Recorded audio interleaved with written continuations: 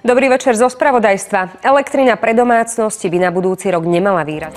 Po 16 rokoch od výbuchu v Novákoch sa budovu generálneho riaditeľstva slovenských železníc Rusi už v 8. noc za sebou útočili na bývalého amerického prezidenta Donalda Trumpa.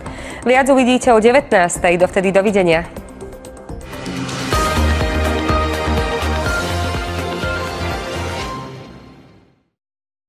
Budovu generálneho riaditeľstva železníc Slovenskej republiky prehľadávala od rána Národná kriminálna agentúra. Akcia Šroub súvisí s podozreniami z ekonomickej trestnej činnosti. Podľa našich informácií sa prípad týka verejného obstarávania za súčasného vedenia. V centre Washingtonu sprísnili bezpečnostné opatrenia. Na federálny súd asi o 2 hodiny predvedú bývalého amerického prezidenta Donalda Trumpa.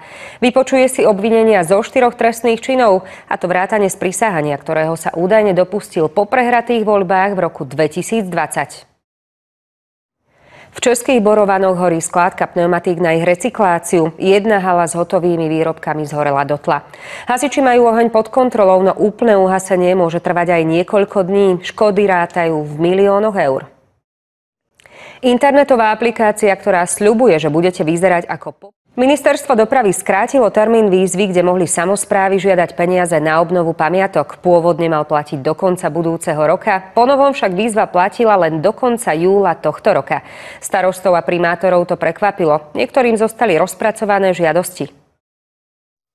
Paríž bude o pár dní prvým európskym hlavným mestom, v ktorom zakázali najťažším živočíchom, ktorý kedy žil na Zemi, nemusí byť vráskavec obrovský. Vedci predstavili jeho vyzývateľa. Fosílie, ktoré našli v peruánskej púšti, ukazujú na obriu pravekú veľrybu.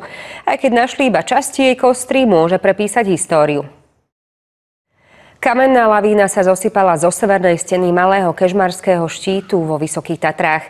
Aj keď tadiaľ nevedie turistický chodník, je to obľúbená lokalita horolezcov. Všetko nasvedčuje tomu, že vo chvíli zosuvu tam nikto nebol.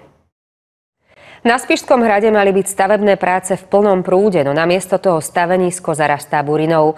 Bývalý zhotoviteľ ho Slovenskému národnému múzeu doteraz neodovzdal. Prípad skončil na súde.